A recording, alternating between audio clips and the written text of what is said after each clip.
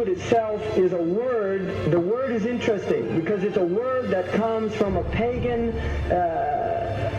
Hollywood is the holy wood, and it was the wood that the magical wands were made out of in the pagan sorcery, magic.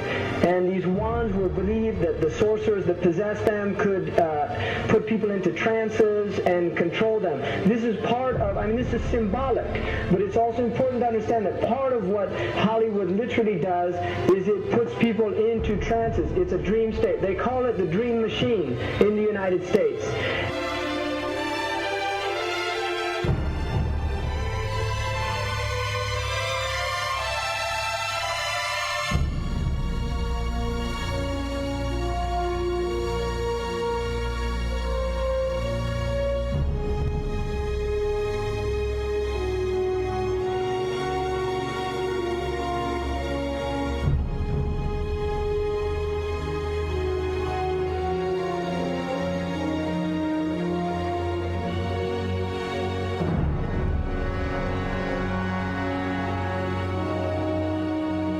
Creates fantasies for people. It puts people into these things. Now, one of the things is interesting that in the part of what's done in movie theaters, in darkened rooms where people watch television, is literally a trance state that occurs. What's called suspended state of disbelief. You enter into a state, you suspend your disbelief and enter into a state whereby you begin to believe what you internally realize is imagination. It's falsehood. Films are magic. It's just magic. You go and you watch these things and people get caught up in them. People cry during films, all this catharsis that takes place in these things. Many of the films, and this is an important element in the control mechanism, is literally allow people to go and have certain type of catharsis as a purging experience, which Aristotle talks about the necessary element. One of the necessary elements of tragedy is to create this cathartic experience. And this is why a lot of the films, especially also news and things like this is why news is very important in this culture. Everybody watches the news. They have this tragic, cathartic experience of watching the tragedies of others and then feeling safe and complacent in their own experience of this suspended state of illusory well-being. So these are very intricate and sophisticated methods. Now, I think it's dangerous, although there are elements, that there's concerted efforts that take place, there's also a lot of people that have similar worldviews that aren't necessarily working together in concerted efforts.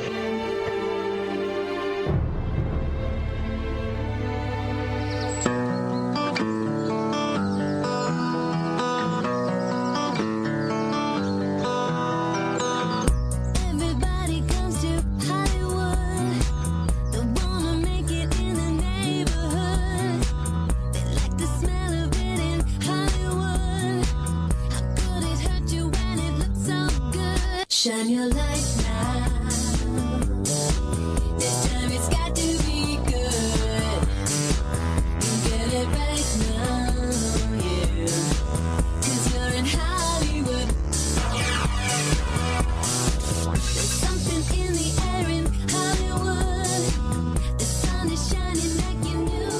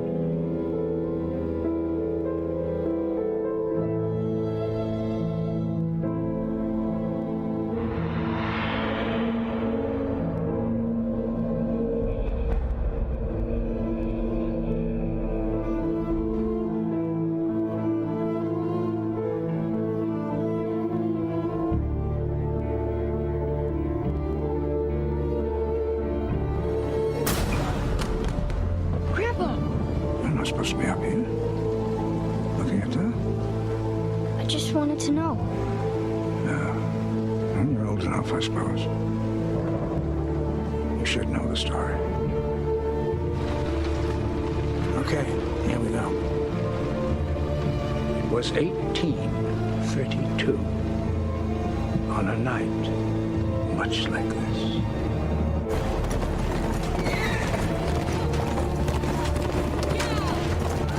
Charles Carroll was the last surviving signer of the Declaration of Independence. He was also a member of a secret society known as the Masons, and he knew he was dying. He woke up his stable boy in the middle of the night and ordered him to take him to the White House to see Andrew Jackson, because it was urgent that he speak to the president. Did he talk to him?